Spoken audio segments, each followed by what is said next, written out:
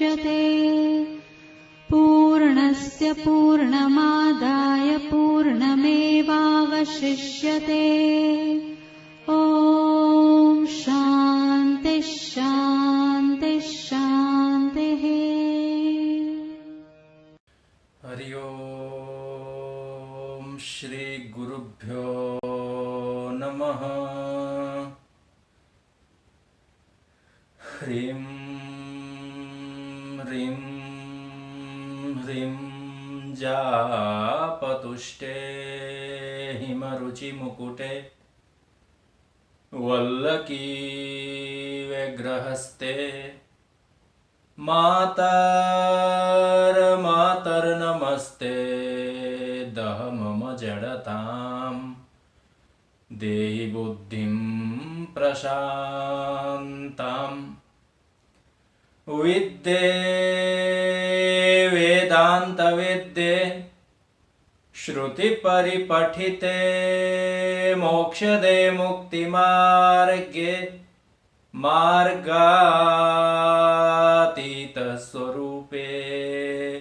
भव मम वरदा शारदे शुभ्रहारे शारदे शुभ्रहारे। श्रीदक्षिणामूर्तिसुदेशिकेन्द्रं द्वैपायनं सूत्रकृतं मुनीन्द्रं श्रीशङ्करं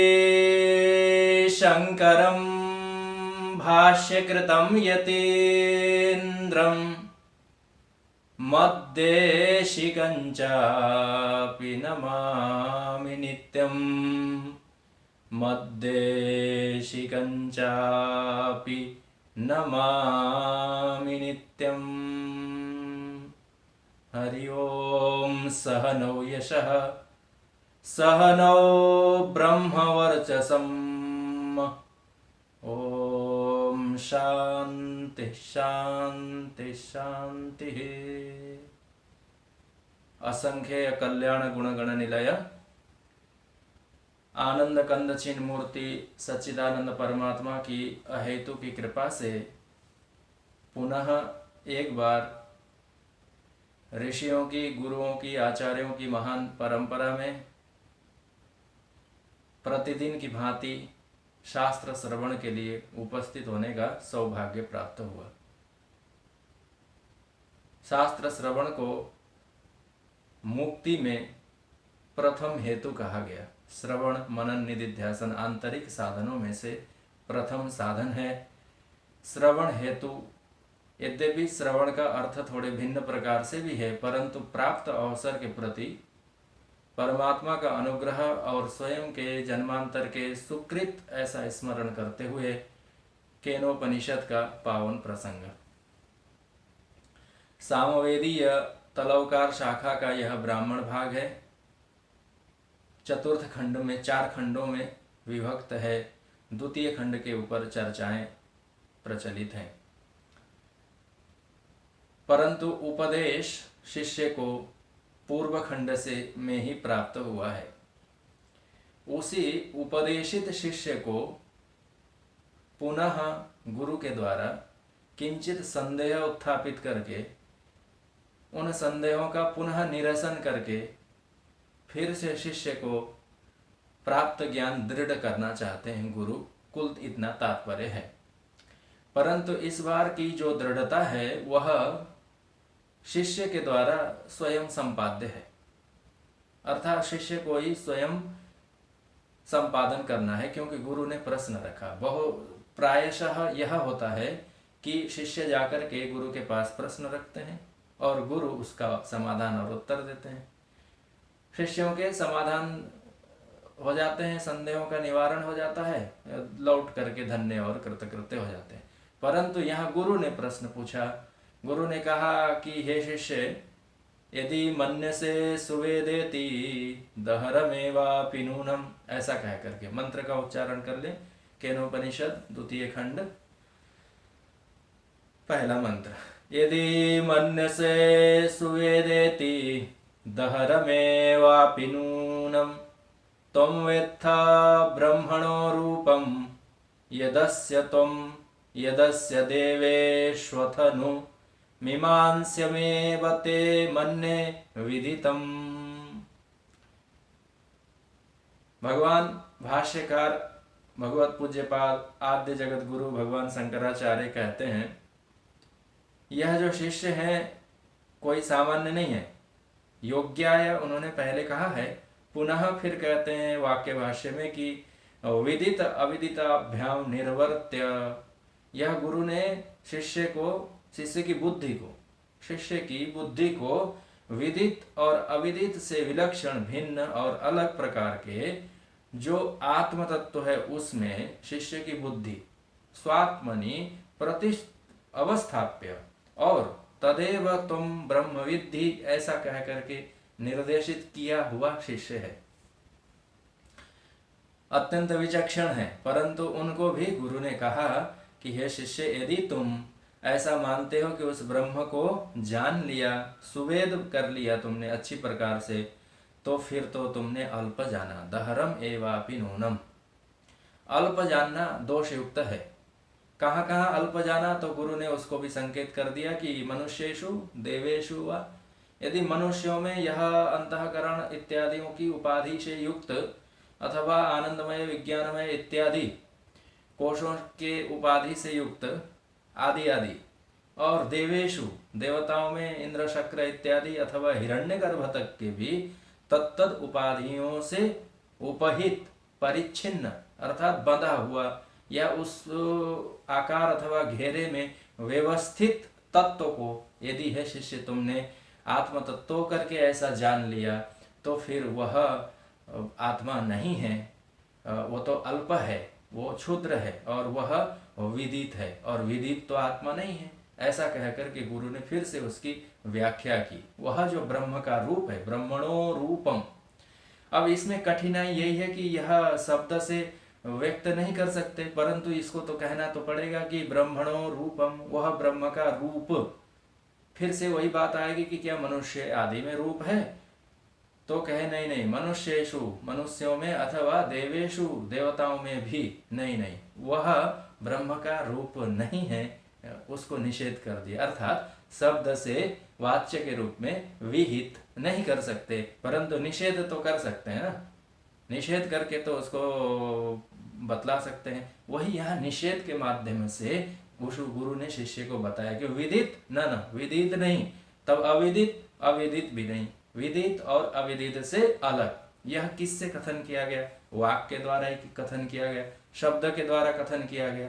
तो शब्द से लक्ष्य करके अथवा समझाने के प्रयास से अंतिम तक कहाँ तक कहा गया कि वह जो चेतन भी है ना, वह भी विज्ञानम इत्यादि कह करके विज्ञानमय, जिसकी शास्त्रार्थ हो चुकी है, विज्ञानम आनंदम ब्रह्म इत्यादि भी जो विज्ञान है, जो चेतन है, चेतनता है, वो चेतनता भी अंतःकरण इत्यादियों के व्यवहार से, अंतःकरण इत्यादियों के माध्यम से ही वह व्यवहृत होता है। इसलिए उस तद्धर्म भी नहीं है, अर्थात चेतन धर्म वाला भी नहीं है, ऐसा यहाँ गुरु ने शिष्य को कह दिया। इतः परः किम, अब फिर शिष्य क्या करें? तो गुरु ने शिष्य की तरफ देखा और प्रश्न पूछा, आदेश की दृष्टि से बताओ, सुवेद इति मन्ने से। और यहाँ निषेध भी कर दिया और खंडन कर दिया कि यह रूप नहीं, वह रूप नहीं, और तो और चेतन भी नहीं, क्योंकि चेतन धर्म वाला को ब्रह्म नहीं मानना, क्योंकि चेतन को लेकर के थोड़ी विस्तार से शास्त्रार्थ की अपेक्षा है, शास्त्रार्थ अर्थात वाद की अपेक्षा है, विचार की भी अपेक्षा है, पर उसको सामान्य रूप से ऐसा व्यवहार में हम लोग विभक्त करते हैं कि जो अंतःकरण से विशिष्ट है, अंतःकरण वाला, मन बुद्धि चित्त वाला है, उसको चेतन कहते हैं, जिसमें वो नहीं है उसको जड़ कहते हैं। तो जो भी अंतःकरण से युक्त होगा, मन बुद्धि चित्त अहंकार इत्यादि होंगे, जहां जहां ईश्वर चैतन्य का किंचित प्रतिबिंब पड़ा हुआ होगा, तो उसको चेतन इत्याकारक रूप से अभिहित किया जाता है अथवा बोला जाता है, वह चेतन है। अर्थात उसको चेतन अंतःकरण, ये एक सामान्य लक्षण है कि जहां जहां अंतःकरण होता है वहां चेतन इत्याकारक रूप से व्यवहार होता है। अंतःकरण में विषमताएं होती हैं। कोई उत्कृष्ट अंतःकरण होता है, कोई निकृष्ट होता है। जैसे मनुष्यों का अंतःकरण है तो ये उत्कृष्टतम अंतःकरण है, जहां अर्थात मन वह ईश्वर बिंब को अपने उस अंतःकरण में, निर्मल अंतःकरण में प्रतिबिंबित कर सकता है। न तथा पशुषु अथवा पक्षी पशु इत्यादियों में कितना भी सुंदर मोर और तोता होने पर भी उनका अंतःकरण मनुष्यों के समान निर्मल नहीं है, अविकसित है। अथवा धर्म इत्यादि संपादन करके उसके मल को मल से अंतःकरण की जो मलिनता है, दोष है, उन दोषों को प्रक्षालन कर नहीं सकते। जैसे दर्पण तो है, अंतःकरण अर्थात दर्पण है, उस दर्पण में मैल लगा हुआ है, तो मनुष्यों का जो अंतःकरण है दर्पण, उसमें तो मैल लगा हुआ है, उसको धोया जा सकता है, निर्मल किया जा सकता है। वहां ईश्वर चैतन्य प्रतिबिंबित हो सकता है, देख करके आप जान सकते हैं यह ईश्वर है, यह चेतन है, तो तभी जाना जाएगा चेतन है वहां बुद्धि में। तो इसलिए यह चेतनवान अथवा ज्ञानवान भी आत्मा नहीं है। देवेशु मनुष्येषु इत्यादि इत्यादियों में भी नहीं है। तो फिर हे शिष्य, अब तो तुम्हारे लिए फिर से अथ आनंतर्य, यह उपदेश सुनने के अनंतर भी फिर से यह जो ब्रह्म है ना, वह मीमांस्यम एव, मीमांसा करने योग्य है। अर्थात फिर से ब्रह्म विचार करो, फिर से करो, जब तक दृढ़ता नहीं हो जाती। और यही व्यवहार भी है, पहले व्यवहार कि कोई भी कर्म कब तक संपादन करें, तो जब तक कि उस कर्म का फल नहीं मिल जाता तब तक संपादन करें।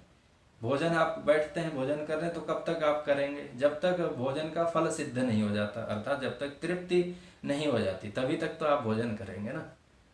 अथवा आपको पूजन करना है और धान से अक्षत बनाने हैं, उसका अवघात आप कब तक करेंगे, धान के भूसे को छील करके उससे चावल जो निकालेंगे आप, कर्मकांड की विधि है एक, तो वो आप कब तक निकालेंगे। तो यावत आपको अक्षत नहीं प्राप्त हो जाते तब तक आपको अवघात करना पड़ेगा। अक्षत मिल गए, आपने अवघात रूपी क्रिया को छोड़ दिया।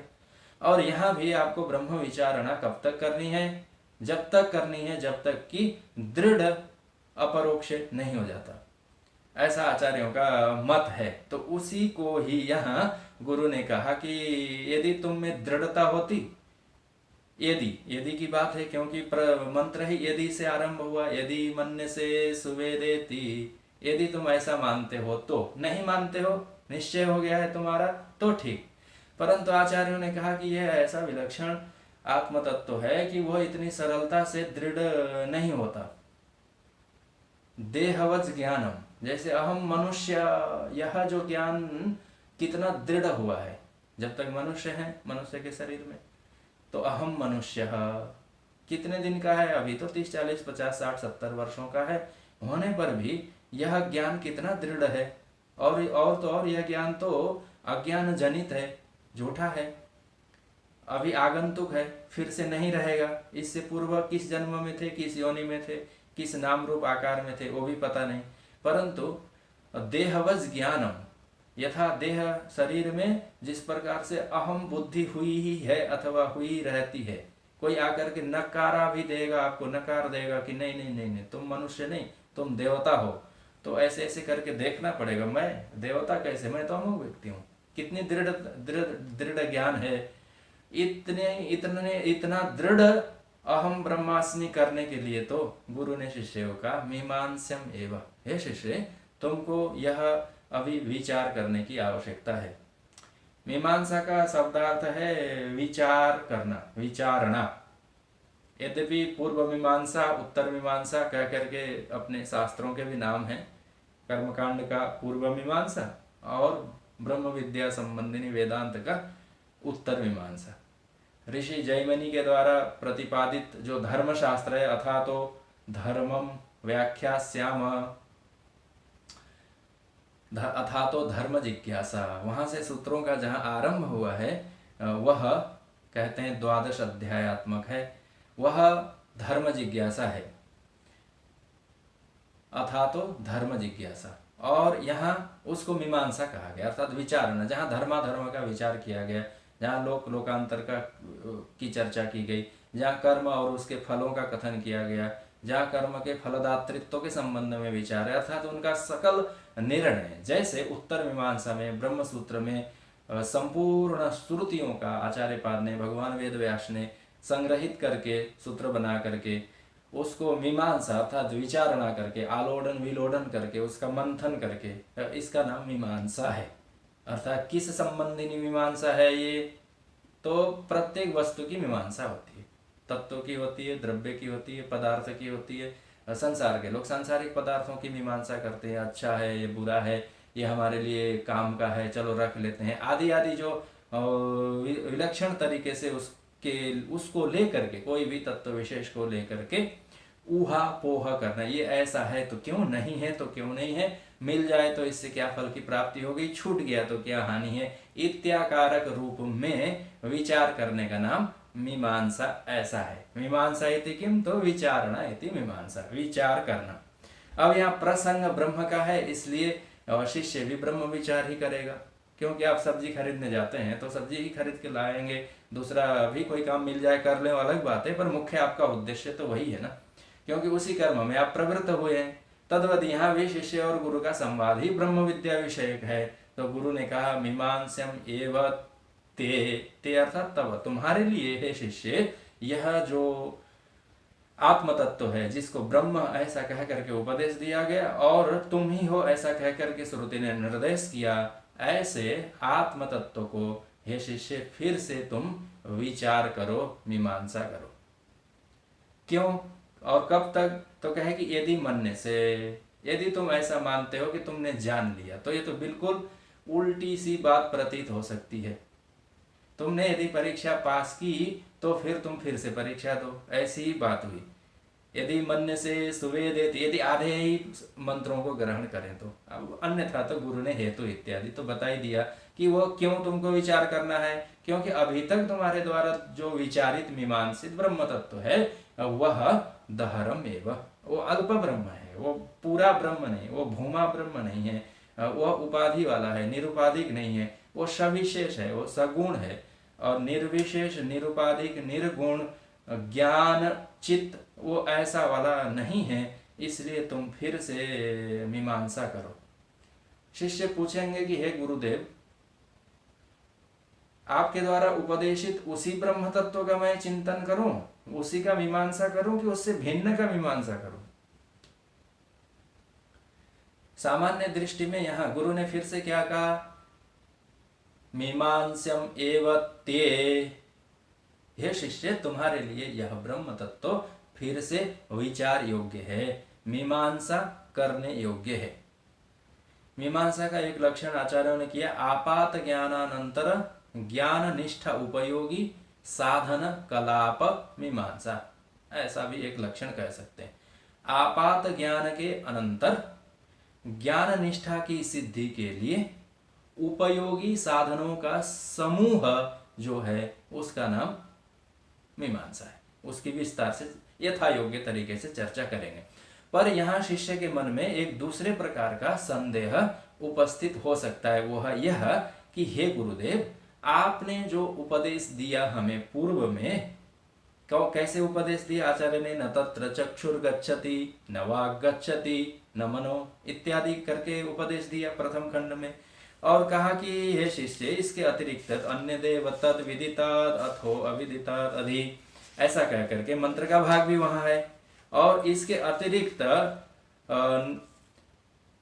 न विद्मो न विजानीमो ये था ये तद अनुशिष्यात, ऐसा कह करके भी आचार्य ने कहा कि यह जो ब्रह्म तत्व है इसके अतिरिक्त दूसरे किसी भिन्न प्रकार से हे शिष्य तुमको हम समझा नहीं सकते, उसको तो बस यही कह करके समझाया जाएगा कि वह अन्य विदित और अविदित से भिन्न और अलग है।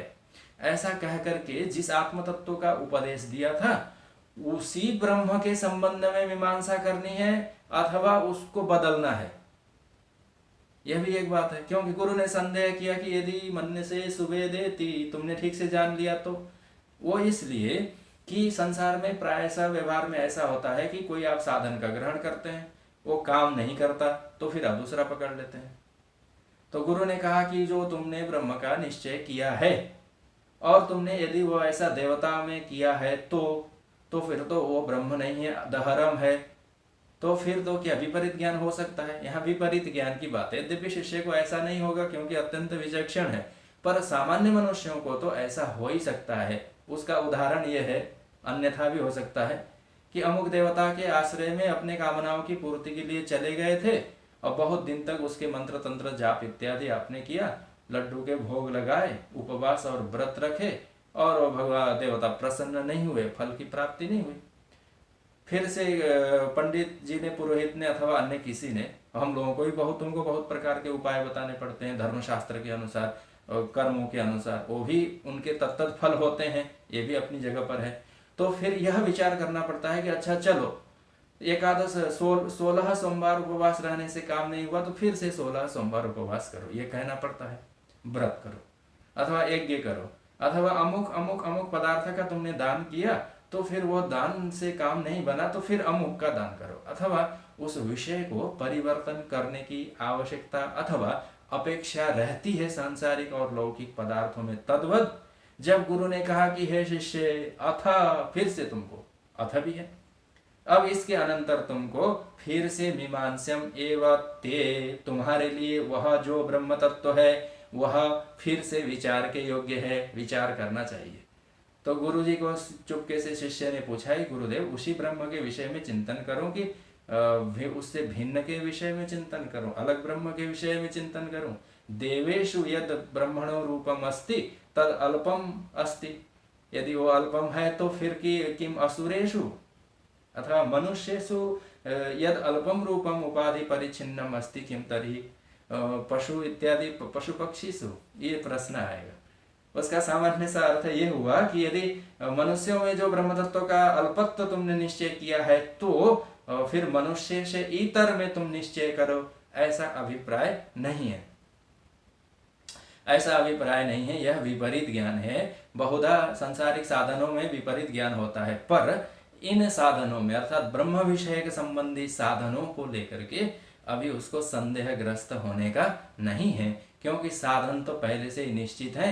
न अन्य पथा विद्यते, क्योंकि यह साधन श्रवण मनन निधिध्यासन के अतिरिक्त दूसरे किसी साधन से मैं ब्रह्म तत्व को जान लूंगा ऐसा वो सोचेगा न यज्ञेन न दानेन न तपसा शक्य एवं विदो द्रष्टु, ऐसा कहकर के भगवान ने भी कहा है भगवद गीता में।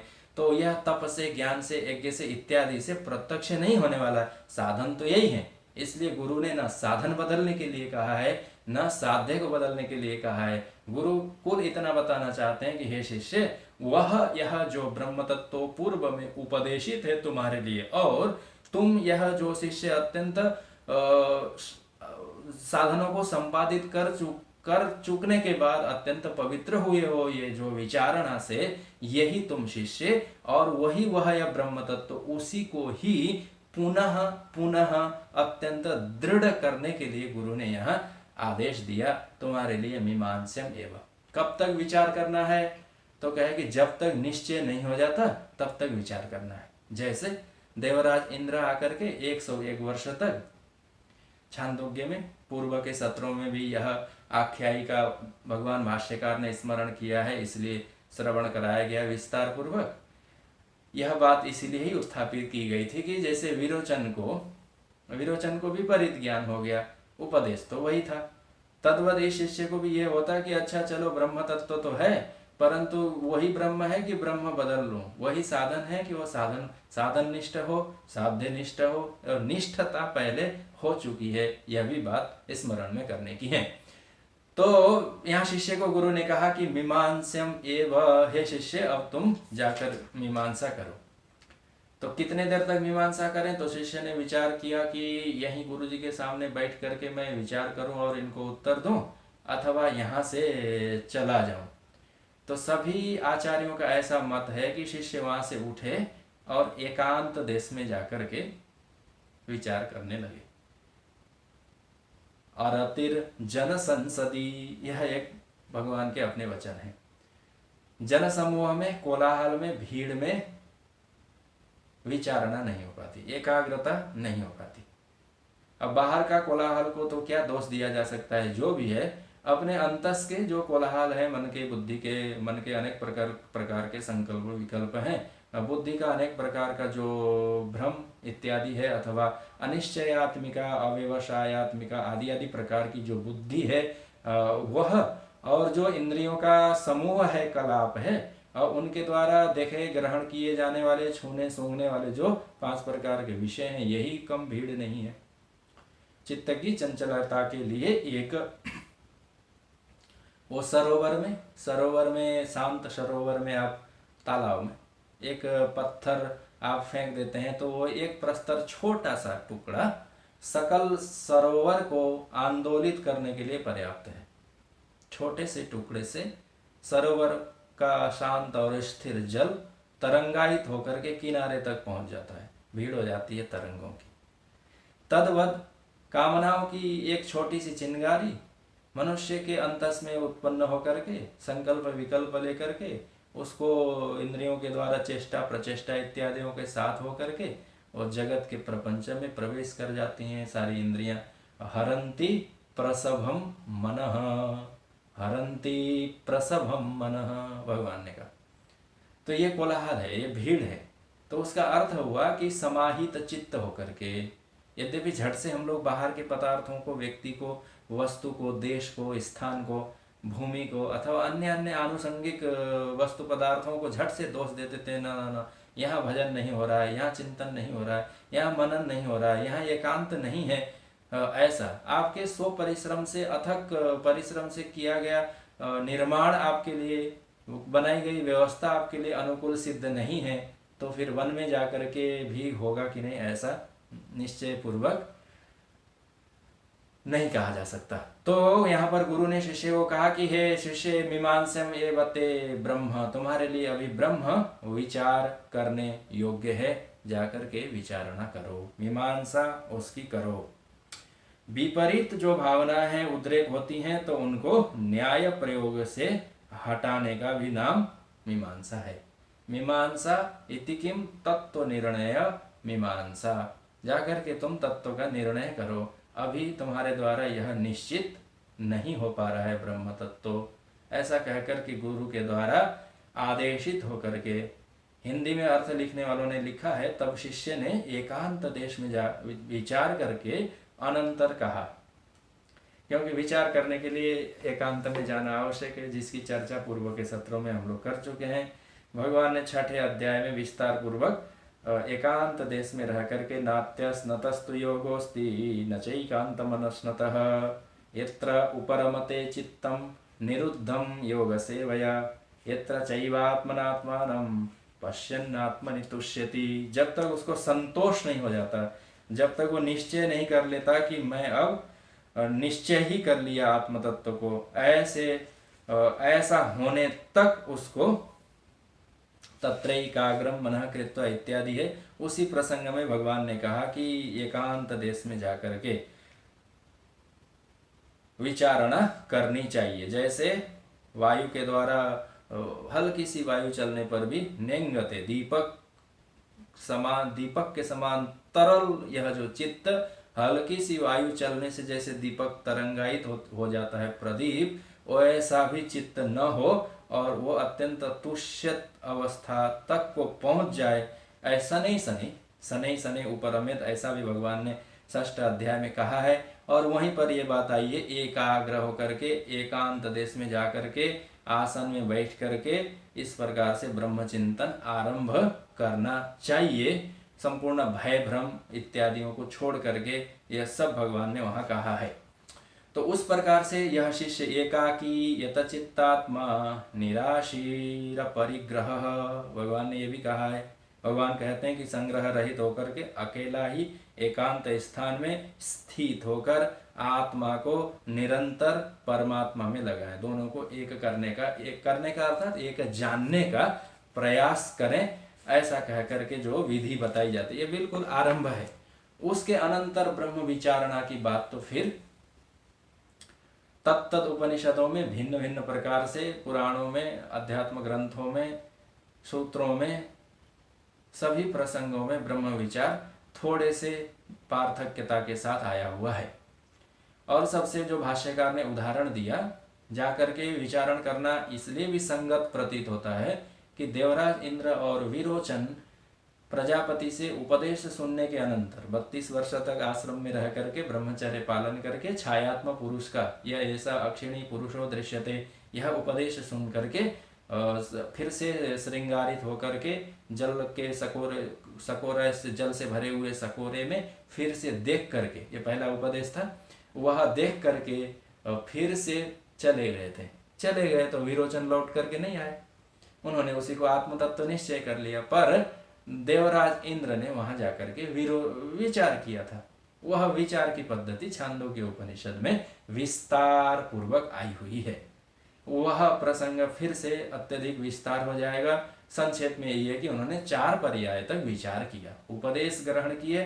प्रजापति ब्रह्म ने पूछा तुम समझ गए? इंद्र ने कहा कि लगता तो है कि मैं समझ गया हूं। प्रजापति ने कहा जाके विचार करो। इंद्र प्रत्येक बार जाते रहे, अक्षिणी पुरुष का उपदेश, छायात्म पुरुष का उपदेश, स्वप्नांत अर्थात स्वप्न में महिमानम चरति उसका उपदेश, उसके अनंतर फिर से जाकर के सुसुप्ति की अवस्था का उपदेश।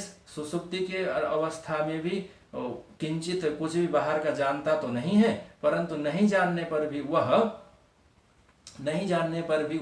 नहीं जानता, तो फिर तो वो नहीं जानने वाला आत्मा और ब्रह्म कैसे हो सकता है? ऐसा कह करके फिर लौट करके आए। तो वही पहले का जो उपदेश दिया उसी को पुनः थोड़े से भिन्नता के साथ एवं ऐसा संप्रसादो अस्मात् शरीरात् समुत्थाय परम ज्योति रूप संपद्य स्वयं रूपेण अभिनिष्पद्यते स उत्तम पुरुषः, ऐसा कह करके चतुर्थ पर्याय में फिर से उपदेश दिया। तो प्रथम पर्याय से लेकर के चतुर्थ पर्याय तक के उपदेश और उनके बीच बीच में मध्य में 32 वर्षों का ब्रह्मचर्य का निवास और निवास के अनंतर फिर से उपदेश ग्रहण करके इंद्र का चले जाना और विचार करना। अब वहां उनके विचार के विस्तार से मंत्र है, विस्तार से है कि ऐसा इंद्र ने विचार किया, ये ऐसा है तो क्यों है, वो ऐसा है तो क्यों है, ये सुखी स्वप्न में ऐसा, यह विचारणा की बात हुई कि वो वहां के प्रसंग के अनुसार। पर यहाँ के प्रसंग को हम लोग आचार्य आनंद गिरि जी महाराज की टीकाओं की 1-2 पंक्ति के साथ हम लोग यहाँ उसकी चर्चा करेंगे, क्योंकि प्रसंग इसी का ही है। गुरु ने शिष्य को ये कहा कि जाओ जा करके तुम फिर से उस ब्रह्म तत्व की मीमांसा करो, विचार करो, फिर से तुम निर्णय करो, फिर से निश्चित हो जाओ, फिर से संदेह इत्यादि आते हैं तो उनको हटा करके फिर से दृढ़ करो। ऐसा कह करके आदेशित होने पर ऐसा ही मान लिया जाए कि शिष्य गए वहां से उठ करके, और उन्होंने तब तक विचार किया जब तक वह निश्चय नहीं होता, क्योंकि फिर से लौट के आए हैं ना। लौट के आकर के उन्होंने कहा है मन ने विदितम, यह भी बात है। तो इसलिए यहाँ पर चले गए तो उन्होंने विचार करना आरंभ किया। तो एक ब्रह्म विचार करने वाला, ब्रह्म मीमांसा करने वाला क्या विचार कर सकता है? वह शिष्य के रूप में जो है वो तो जो भी विचार करेंगे, आपको हमें भी विचार करना है ब्रह्म संबंधिनी। तो यहाँ पर आचार्यों ने हम लोगों को तो मार्ग दिखाया, इसलिए अत्यंत सरल है, क्योंकि आचार्यों के, गुरुओं के, संतों के और सत्पुरुषों के वचन और वाक मार्ग को पकड़ करके चलने की बात है। तो शिष्य जाकर के बहुत सुंदर रीति से विचार करते हैं। वो विचार ऐसा करते हैं कि जाकर के गुरु ने क्या उपदेश दिया, सबसे पहले तो यही कहेंगे कि न तत्र चक्षु गच्छति वाक गच्छति न मनो इत्यादि कह करके जो प्रथम खंड में मंत्र आया है, द्वितीय तृतीय मंत्र है, तो उसको विचार करेंगे कि ऐसा गुरु ने उपदेश दिया। और ये भी कहा कि इसके अतिरिक्त उपदेश की कोई प्रक्रिया नहीं है, न विद्मो यथा न विजानीमो यथा एतद अनुशिष्यात्। फिर श्रुति ने साक्षात कहा कि वो क्या है, अन्यद एव तद विदितात्। वह आत्म तत्व जो ब्रह्म है वही है, जो आत्मा है वह विदितात् अन्य, विदित से अन्य है। तो विदित का अनुसंधान करेंगे, घट विदित है, पट विदित है, अर्थात इंद्रियों का विषय बन रहा है। तो यह जो मेरे द्वारा अभी तक जाना गया जो ब्रह्म है, क्या विदितम ब्रह्म, क्या विदित ब्रह्म है? तो झट से वहां से उत्तर मिलेगा कि विदितम ब्रह्म न, विदित तो ब्रह्म नहीं है। क्यों? क्योंकि श्रुति ने उपदेश दिया कि विदितात् अन्य, विदित से अन्य है। तो इतना ही करने से विचारणा नहीं कहलाएगा, वह ऐसा फिर से ऊहापोह करेंगे कि अच्छा ये विदित यदि हम ब्रह्म को माने तो गुरु ने तो कहा कि वह तो दहरम अल्पमेव, वो दहर है और अल्प है, छोटा है, परंतु क्यों, यह भी प्रश्न आएगा। ऊहापोह करने की बात है कि यह ब्रह्म घट ब्रह्म नहीं है तो क्यों नहीं है, और है तो फिर क्यों है। न्याय न निर्णय, विचार करनी पड़ेगी आपको। प्रत्यक्ष प्रमाण, अनुमान प्रमाण और भी जो प्रमाण है, अर्थापत्ति, उपमान आदि आदि, तो उन सब प्रमाणों को आपको प्रयोग करना पड़ेगा, आपको अनुमान बनाने पड़ेंगे और बहुत सारा ऊहापोह ऐसा कर सकते हैं। मतलब विचारणा आपको करनी पड़ेगी, क्योंकि आचार्य के वाक्य, अब शिष्य क्या कहेगा कि मया विदितम, यद मेरे द्वारा जो विदित ब्रह्म है, ये आचार्य पाद के इस आनंद गिरि जी महाराज के, मया विदितम ब्रह्मेति किम प्रतिवचनम, यदि मैं ब्रह्म को विदितम ऐसा कहूँ, नहीं विदित नहीं कह सकते, क्योंकि आचार्य के उपदेश के विपरीत हो जाएगा। क्यों? क्योंकि आचार्य ने अन्यद एव तत् विदितात, विदित से अलग है ऐसा कहा, और मैं यदि विदित मान लूं तो आचार्य के वाक्य और उपदेश के साथ विरोध हो जाएगा, इसलिए विदित नहीं मान सकते, यह बात है।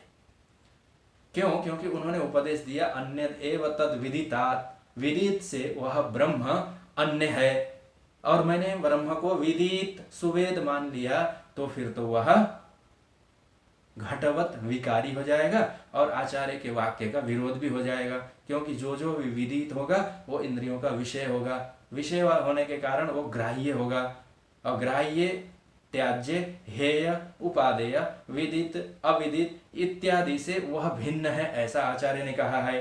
तो इसलिए इसको विदितम उत्तर, क्योंकि उन्होंने पूछा क्या तुम सुवेद ऐसा मानते हो, तो शिष्य ने विचार किया कि मैं यदि हाँ विदितम ब्रह्म इति ऐसा उत्तर देता हूं तो फिर तो यह विदित ब्रह्म नहीं है, आचार्य के वचन से विरोध होता है।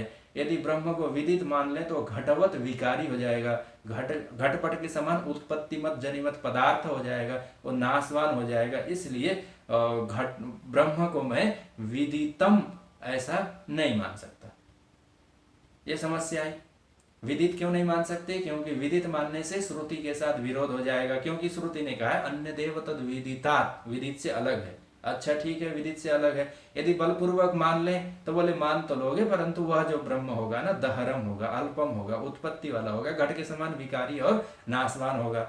और आत्मा का लक्षण तो कहा गया है कि अजरो अमृतो विशो को विजरो इत्यादि कह करके न जायते म्रियते व कदाचित, भगवान के अपने शब्द में है। तो विदित भी यह नहीं हो सकता। तो फिर शिष्य विचार करेगा, संक्षेप में है ये, बहुत विस्तार में नहीं है, बाकी सब अपने अपने तरीके से श्रुतियों में जहां जहां तत्त स्थानों में कहा है सब लोग ब्रह्म विचारणा करते ही हैं। तो विदित शिष्य ने नाद्य, पहला वाला यह जो विदित है इसको ब्रह्म नहीं मान सकते। आचार्य ठीक कहते हैं, उनके वचन के साथ विरोध हो जाएगा, वो अनुभव संपन्न है।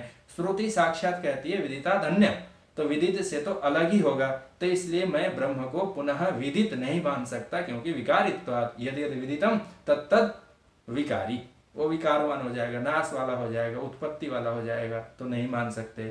तब तो फिर मैं अविदितम मान लूं क्या, अर्थात ब्रह्म अविदित है ऐसा मान लूं, ब्रह्म अविदितम इति।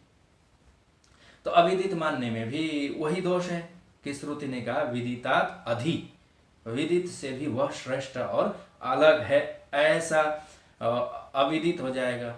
तो अविदित तो फिर नहीं मान सकते, क्योंकि अविदित अर्थात वहां तो आत्मा ही है ना, आत्मा अविदित ऐसा मान ले, ऐसा तो नहीं मान सकते। क्यों?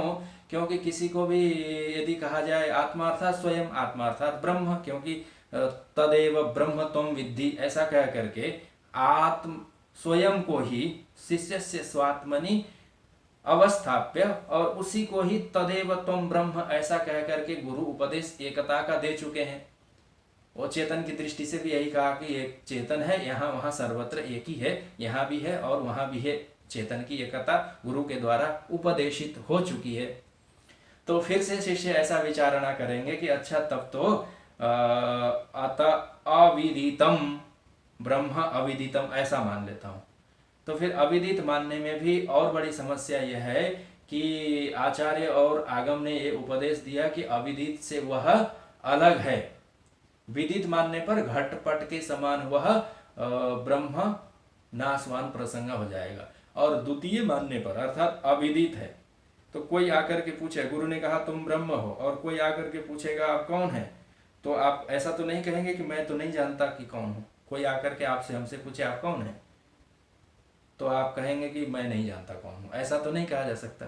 तो आपको कुछ ना कुछ कहना पड़ेगा, अर्थात स्वयं के लिए स्व तो विदित होता ही है, स्वयं के लिए स्व विदित होता है, अविदित नहीं होता। यहाँ एक छोटी सी और थोड़े मंथन की बात है।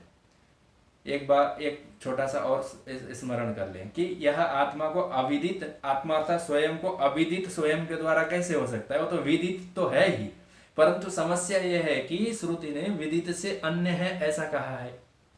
तो यहाँ पर आचार्य ने जो कहा था कि तुम विदित मानते हो, अविदित मानते हो, सुवेद मानते हो, तो शिष्य ने यही विचार किया विदित नहीं मान सकते, विदित मानने से ब्रह्म में विकारित तो धर्म आ जाएगा जो दोष वाला है। तरहि किम अविदितम ब्रह्म, ब्रह्म अविदित मान लो। तो बोले अविदित मानने में तो इतनी बड़ी समस्या है कि जो शिष्य इतने वर्ष गुरु के में रह करके ब्रह्मचर्य इत्यादि आश्रम का पालन करके त्याग वैराग्य धारण करके गुरु से इतने बड़े भारी उपदेश श्रवण करके उसके अनंतर भी यदि वो सोचेगा कि मैं ब्रह्म को नहीं जानता हूं, मेरे लिए ब्रह्म और स्वयं आत्मा अविदित रह गया, तो फिर तो यह तो आचार्य आनंदगिरी स्वामी लिखते हैं कि गोपाला दिव्य अविशेष प्रसंगा। जैसे एक अत्यंत ग्राम्य प्रवृत्ति वाला व्यक्ति जिसको गाय भैंस इत्यादि चराने में ही जिन्होंने जीवन अपना लगाया, उन्होंने धर्म कर्म अध्यात्म आत्मा ब्रह्म जीव जगत परलोक लोक पुण्य इत्यादि कुछ भी उन्होंने नहीं जाना, शास्त्रों की संगति में उन लोग नहीं आए, ऐसे कोई पुरुष को यदि आप पूछें तुम ब्रह्म जानते हो, तो कहेगा नहीं मैं नहीं जानता। तो उसके लिए ब्रह्म अविदित है अर्थात नहीं जानता, एक सामान्य मनुष्य के लिए। अथवा गाय भैंस चराने वालों को छोड़ दें, क्योंकि पुराना उदाहरण है इसलिए आचार्य ने गोपाला दिव्यो ऐसा लिखा। किसी विदेशी को पूछ लें जो विधर्मी है, जो धर्म के संस्कार नहीं है, आत्मा अनात्मा के संबंध में उसने कभी विचार नहीं किया, ऐसे पुरुष को यदि पूछा जाए कि आत्मा जानते हो, ब्रह्म जानते हो, तो कहेगा अविदितम, मैं तो नहीं जानता। तो फिर तो उस आत्मा नहीं जानने वाले और मुझ आत्मा नहीं जानने वाले में अविशेष प्रसंगा, दोनों में भिन्नता क्या रह गई? उसने नहीं पढ़ करके गुरु के पास नहीं जा करके ब्रह्म नहीं जाना, और आपने हमने गुरुओं की सन्निधि में रह करके जीवन भर शास्त्र इत्यादि अध्ययन करके उनके चिंतन मनन करके उनके आश्रय और छत्र छाया में रह करके भी ब्रह्म आपके हमारे लिए अविदितम ब्रह्म इति ऐसा मीमांसा कर ले, तो फिर तो अत्यंत पामर पुरुषों में और सामान्य में कोई भेद नहीं रह जाएगा। इसलिए मेरे लिए ब्रह्म अविदित तो नहीं हो सकता, यह निश्चय किया शिष्य ने। यह निश्चय किया कि मेरे लिए ब्रह्म अविदित तो नहीं है। यद्यपि श्रुति ने कहा अविदितात् अधि, अविदित से अलग ही है, परंतु अविदित नहीं है, वही अर्थ हुआ। तो शिष्य अविदित क्यों नहीं है? अविदित इसलिए नहीं है कि वह बाल गोपाल इत्यादियों से अविशेष प्रसंगात, वो भी नहीं जानता मैं भी नहीं जानता, ऐसा तो नहीं है, क्योंकि हमने तो शास्त्र इत्यादि श्रवण करके ब्रह्म क्या है ये तो जाना ही है ना। ब्रह्म आत्मा है और वह स्वयं मैं हूं, और मैं अपने विषय में कहते हैं कि अज्ञान कभी भी नहीं होता। अपने विषय में, स्व के विषय में अज्ञान नहीं होता। सो आत्मा है, सो ब्रह्म है, और इसके विषय में संदेह है क्या अपने को? हाँ, उपाधि से युक्त होकर के थोड़ा अलग विपरीत ज्ञान हो जाए ऐसा हो सकता है, परंतु अज्ञान नहीं रहता। मैं हूं अथवा नहीं यह अज्ञान हुआ। अहम नास्मि इत्याकारक बोध किसी को नहीं, मैं नहीं हूं ऐसा नहीं होता। अथवा कभी संशय भी नहीं होता कि मैं हूं अथवा नहीं, ऐसा भी संदेह नहीं होता। तो सो के विषय में तीन बातें, सो के विषय में अज्ञान भी नहीं होता, सो के विषय में संशय भी नहीं होता, और अपने स्वयं के विषय में भ्रम भी नहीं होता। कभी मनुष्य को यह भ्रम नहीं होता कि मैं पशु हूं कि मनुष्य हूं। वो सोई हुई अवस्था में सुसुप्ति में भी वो अपने को जहां भी जानेगा, सुसुप्ति से जगते ही अथवा थोड़ी बहुत निद्रा तंद्रा में भी होगा, तो वो यह अपने विषय में जानेगा ही जानेगा कि मैं हूं। स्वप्न भी मैं हूं ऐसा करके ही वो देखेगा। स्वप्न में भी नाना रूप बनाता है, तो अपना भी रुचिकर एक रूप बना लेता है, वो होता ही है। का अर्थ हुआ कि स्वयं के विषय में जब अज्ञान रहता ही नहीं है कि मैं नहीं हूं, ऐसा होता है कभी? ऐसा तो कभी नहीं होता। तो फिर स्वयं ही ब्रह्म है, तो स्वयं का अज्ञान जब कभी नहीं रहता तो फिर वह अविदित कैसे हो सकता है? विदित ही हुआ ना, ज्ञान हुआ। तो इसलिए यहाँ शिष्य ने ऐसा विचार किया कि यह जो ब्रह्म है, जो आत्मा कहते हैं गुरु जी, वह अविदित नहीं हो सकता। उसमें दोष पहला ये गिनाया कि वह सामान्य पुरुष से अविशेष हो गया, बराबर हो गया, तो ऐसा तो होना नहीं चाहता। बीए पास किया हुआ और विद्यालय नहीं गए हुए की समानता हो गई, पीएचडी पास किए हुए और हाई स्कूल फेल से समानता हो गई, क्योंकि वह हाई स्कूल फेल होकर के भी कुछ नहीं जाना और इसने पीएचडी करके भी कुछ नहीं जाना, गुरु के में 25 वर्ष रह करके, 32 वर्ष रह करके। तो शिष्य ने ऐसा विचार किया कि मया अविदितम ब्रह्म किम अविदितम, अविदित मेरे लिए है। तो फिर उसने निश्चय किया कि नहीं नहीं, मैं अपने विषय में संशय भी नहीं रहता, अज्ञान भी नहीं रहता, भ्रम भी नहीं रहता, परंतु मैं यदि अविदित ऐसा कहूं तो अन्य देव तद विदितात अविदितात अधि, तो यहां भी श्रुति के साथ विरोध हो जाता है, यह भी समस्या आती है। तो ये दूसरे पर्याय हो गए, मतलब एक विदित हो सकता है, तो शिष्य ने कहा विदित नहीं हो सकता, क्योंकि विदित मानने से नाश प्राप्त हो सकता है। और यदि अविदित मान ले तो गोपालादिभ्य अविशेष प्रसंगात, गोपाल अर्थात सामान्य लोगों से अविशेष की प्रतिपत्ति हो जाएगी। तब शिष्य ने एक विलक्षण विचार किया कि चलो, तब मैं गुरुजी ने पूछा, भले मुझे कहा मीमांसा करो, विचार करो, मैं जाकर के बताऊंगा ही नहीं, चुप रह जाऊंगा, चुप रह जाऊंगा, ऐसा शिष्य ने निश्चय किया। विचार्य अविशेष प्रसंगात तूष्णीम अवस्थाने, उन्होंने विचार किया शिष्य ने कि यदि गुरुजी पूछेंगे कि ना यदि मन्ने से सुवेरेति, ऐसा गुरुजी पूछेंगे, हे शिष्य तुमने आत्मा को क्या सुवेद कर लिया, तो मैं चुपचाप रहूंगा, बताऊंगा नहीं, ऐसा भी शिष्य ने एक बार विचार कर लिया। परंतु फिर बाद में विचार किया कि यदि गुरुजी ने ऐसा पूछा कि तुमने फिर से निर्णय करके आया क्या, आत्म तत्व को जान लिया, सुवेद बना लिया, निश्चित हो गया, अवधारित हो से, तो फिर मैं कुछ नहीं बताया, तो यह तो बड़ी भारी कठिनाई ये हो जाएगा कि अब प्रतिभा। तब गुरुजी मुझे ये कह सकते हैं कि तुमने 25 वर्ष तक ब्रह्मचर्य आश्रम में रह करके यही चुप रहने के लिए शास्त्र अध्ययन किया, और दूसरे मेरे जो गुरु भ्राता इत्यादि होंगे जिन्होंने आत्म तत्व का निश्चय किया होगा, उन लोग क्या कहेंगे कि इसने तो जीवन भर मूकवत जड़वत शास्त्र का अध्ययन नहीं किया, इसने ब्रह्म तत्व को पूछने पर भी कुछ बताया नहीं, ऐसा कह करके मेरे गुरु भाई इत्यादियों के द्वारा भी मुझे अप्रतिभा प्रसंग ये आ जाएगा। और कोई स्वयं के बारे में पूछे आपको क्या है, कैसे हैं, तो आपको कुछ तो बताना पड़ेगा ना। आप मूक हो जाएं, चुप हो जाएं, तो लोग कहेंगे ओ इसको कुछ पता ही नहीं है। कोई मार्ग में आपको रास्ता ही पूछे तो आपको बताना पड़ता है, स्वयं नहीं जानते तो दूसरे से पूछ के आपको बताना पड़ता है कि हाँ ये मार्ग है और इस प्रकार से जाओ। आप चुपचाप खड़े रहेंगे तो पूछने वाला क्या कहेगा। तो शिष्य ने एक बार अवश्य विचार किया कि विदित भी नहीं बताऊंगा, अविदित भी नहीं बताऊंगा, चुपचाप रहूंगा। तो क्या चुपचाप रह करके ब्रह्म को जाना सुना समझा जा सकता है? फिर से विचार किया कि नहीं नहीं, यदि मैं चुप रहा, ऐसे गुरुजी चुप रहे होते तो मुझे कैसे बोध होता, तो मैं भी चुप रहा तो फिर अप्रतिभा प्रसंग हो जाए, अर्थात शिष्य की प्रतिभा पर, उसकी बोध बुद्धि पर संदेह हो जाएगा, और उपदेशित शास्त्र पर भी संदेह हो जाएगा कि इसने इतने दिन वेद पाठ करके उसके अर्थ का आलोड़न करने के अनंतर भी आत्म तत्व का निश्चय नहीं कर पाया, ऐसा कह करके। और भगवत गीता में तूष्णी को, चुपचाप रहने को लेकर के एक छोटी सी बात आई।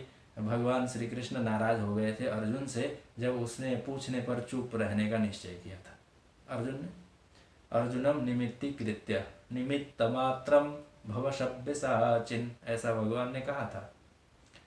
तो अर्जुन ने यही, वहां भी बात आई है, विस्तार पूर्वक ही है, विस्तार से ये बात आई।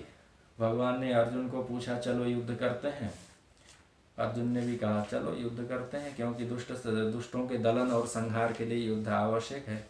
जाकर के देखा तो अत्र सूरा महेश्वासा भीमार्जुन समायुधि, बड़े बड़े भीम और अर्जुन के समान योधवीर आकर के खड़े हैं। तथा शंखाश्च भैरियाश्च, बड़े बड़े भारी नगाड़े इत्यादि बज रहे हैं। भगवान भी पांचजन्यम ऋषिकेश सब बजा करके बिल्कुल तैयार कर लिए। अथ व्यवस्थितान दृष्ट्वा, सब व्यवस्थित हो गया सब कुछ। जैसे यहाँ शिष्य हैं, उपदेश दे दिए, श्रुति के तात्पर्य का बोध करा दिए, ब्रह्मचर्य वास कर लिए, सब कुछ करने के बाद फिर से कहा मीमांसा करो। तद्वत अर्जुन ने भी अथ व्यवस्थितान दृष्ट्वा, पहले अध्याय में सब व्यवस्थित देख लिए। उससे पहले जो मुख्य बात थी, वहां पर मुख्य बात ये थी कि संजय ने कहा था भगवान को, धृतराष्ट्र को, एवं मुक्त्वा ऋषिकेशः गुडाकेशः परन्तप न योत्स्य इति गोविंदम उक्त्वा तूष्णीम बभूवः। अर्जुन ने भगवान को कहा न योत्स्य इति, हे केशव, हे गोविंद, हे ऋषिकेश, मैं युद्ध नहीं करूंगा, ऐसा बोल करके तूष्णीम बभूव, चुप हो गया। तो यहाँ भी शिष्य ने क्या विचार किया कि न मैं विदित बताऊंगा न अविदित बताऊंगा, दोनों में से कोई नहीं बताऊंगा। तूष्णीम स्था, तूष्णीम चुपचाप रहूंगा, ऐसा यदि कर लूं तो कहे कि नहीं नहीं, यह आत्म तत्व के संबंध में यदि चुप रहा जाए तो फिर तो उससे काम बनने वाला नहीं है। तो अर्जुन ज्यों ही चुप हो गए तो भगवान को आवेश हो गया। भगवान ने उसके बाद फिर अर्जुन को बड़े भारी कठोर शब्द सुनाए। सारी व्यवस्थाएं हो गई थी, उन्होंने कहा युद्ध करेंगे, रथ को दोनों के बीच में ले चलो, व्यवस्थितान दृष्ट्वा धार्तराष्ट्रान कपिध्वजा, भगवान दोनों को रथ सारथी, रथी सारथी बन करके चले गए। अर्जुन ने देखना आरंभ किया और उसके बाद अर्जुन ने भगवान को सुंदर सा उपदेश दिया। दृष्ट्वेमं स्वजनम कृष्ण युद्ध सुम समुपस्थितम, ये सब लड़ने के लिए उपस्थित हो गए हैं कृष्ण, परंतु मेरा तो हाथ पैर कांप रहे हैं, ये गांडीव मेरे हाथ से गिर करके नीचे गिरना चाहता है, धनुष पकड़ने का हाथ में सामर्थ्य नहीं है। हे गोविंद, मैं राज्य नहीं चाहता, मैं युद्ध नहीं करूंगा। तो विचार करने के भय से, डर से यदि कहे कि नहीं नहीं, ये आत्म तत्व तो अत्यंत भारी, कठिन, सूक्ष्म और दुरूह है, कैसे प्राप्त होगा, ऐसा कह करके चुप हो जाए तो फिर उस चुप होने वाले को आत्म तत्व की प्राप्ति होना कठिन है। तो अर्जुन ने यही कहा था भगवान को, न कांक्षे विजयम कृष्ण, मुझे कुछ नहीं चाहिए, ऐसे कह करके बहुत सारे बहाना भगवान ने बनाया, अर्जुन ने बनाया भगवान के सामने। और भगवान ने पूछा कि क्यों ऐसा, तुमको इतना सारा ज्ञान है? तो अर्जुन ने वहां ये कहा था कि यद्यप्यते न पश्यन्ति लोभोपहत चेतसा कुलक्षय कृतम दोषम इत्यादि कह करके सारे दोष गिनाए। भगवान ने अर्जुन को कहा कि हे अर्जुन, यह संपूर्ण ज्ञान मुझे भी है और तुमको ज्ञात हो अथवा न हो, भीष्म द्रोण आदि को भी ज्ञान है, तुम्हारे गुरु हैं, पूर्वज हैं, उनको भी यह सकल का ज्ञान होने पर भी युद्ध के लिए उपस्थित हुए हैं। तो फिर तुमको ही ये मारे जाएंगे, ये नष्ट हो जाएंगे, आदि आदि का क्या प्रयोजन है? एक ही तुम पठित व्यक्ति हो कि और कोई भी पठित व्यक्ति है, तो ये अप्रतिभा की प्रसंग है। तुम ही अत्यंत बुद्धिमान होकर के सबके पाप पुण्यों का विचार करने लगो कि और भी सबको धर्माधर्म का ज्ञान है, ऐसा कह करके भगवान ने खूब अर्जुन को कहा। कुतस्त्वा कस्मलमिदम, ये तब की बात है जब अर्जुन ने अभी नहीं कहा कि युद्ध नहीं लड़ूंगा, उसके बाद तो भगवान ने कहा अशोच्यन्यवशोचस्तम इत्यादि। पर वहां अर्जुन ने कुल तात्पर्य के अर्थ में क्या था कि अर्जुन ने वहां भगवान को कहा था कि युद्ध नहीं करूंगा, तूष्णीम बभूव। तो यह चुपचाप होना, तो गुरु के सामने कोई शिष्य अथवा विद्यार्थी पूछने पर चुप हो जाए तो उससे तो बड़ा भारी कोई दूसरा अपराध नहीं है, ऐसा कहने का अभिप्राय है। युद्ध की तैयारी थी और अर्जुन चुप हो गए। एवं मुक्त्वा उक्त्वा बोल करके तूष्णीम बभूव, चुपचाप हो गए। न योत्स्य, युद्ध नहीं लड़ूंगा। तो भगवान ने भी कहा, हे भगवान, इसके युद्ध की तैयारी, इसकी आकांक्षा, यह क्षत्रिय, इसका धर्म, इसको राज्य की आकांक्षा, इसको स्वर्ग जाना है वीर गति प्राप्त करके, परंतु यही व्यक्ति कहता है कि नयोत्स्य, ऐसा कह करके रथोपस्थ उपाविशत विसृज्य ससरम चापम, धनुष बाण इत्यादि को सब छोड़ छाड़ करके शोक संविघ्न मानस होकर के नयोत्स्य इति गोविंद ऐसा बोल करके चुपचाप चले जाए। तो भगवान को भी आवेश हुआ और भगवान ने कहा कुतस्त्वा कस्मलमिदम, हे अर्जुन, ये विपरीत बुद्धि तुम्हें कहाँ से चली आई? और भी अर्जुन ने नहीं लड़ूंगा ये तो तब कहा था जब शिष्य श्रेयस्यान निश्चितम ब्रूहि तन्मे शिष्यस्ते हम शाधि माम त्वाम प्रपन्नम, मैं आपके शरण में हूँ, मैं आपका शिष्य हूँ, आप मुझे उपदेश दीजिए, आपके वचन का मैं पालन करूँगा। मैं अपने बुद्धि के द्वारा कुछ भी देखता नहीं हूँ, मैं जीतूंगा हारूंगा ये भी मुझे ज्ञात नहीं है, मैं आपका शिष्य हूँ, ऐसा कह करके अर्जुन ने भगवान को कहा। कहने के बाद भी कहा कि तूष्णीम बभूव, फिर चुप होकर के युद्ध नहीं लड़ने की घोषणा की। मिथ्यैष व्यवसायस्ते प्रकृतिस्तम नियोक्ष्यति, तुमको हे अर्जुन तुम्हारी प्रकृति और स्वभाव नियोग करेगी, तुम युद्ध करोगे ही, और ये जो नहीं लड़ूंगा ये जो तुम्हारा संकल्प है ना, यह संकल्प तुम्हारा झूठा है, बाद में तुम युद्ध करोगे, ऐसा कह करके भगवान ने खूब कठोर वचन अर्जुन को सुनाए कि तुम अपने को पंडित के समान मानते हो परंतु तुम्हें अनेक दोष इत्यादि इत्यादि हैं, कह करके भगवान ने अर्जुन को तूष्णीम मुख से वाचाल कर दिया। और उसके बाद अर्जुन ने बहुत सारे प्रश्न पूछे। तो वर्तमान काल में भी अध्यापक किसी विद्यार्थी को पूछे बताओ इसका उत्तर क्या है, और विद्यार्थी भले ही गलत भी बता दे तो भी अध्यापक उसको सुधार कर देगा, सही बताए तो उसको शाबाशी और प्रशंसा करेगा। पूछने पर प्रश्न यदि चुपचाप रह जाए तो फिर वो गुरु के लिए असह्य हो जाता है, वो असह्य हो जाता है।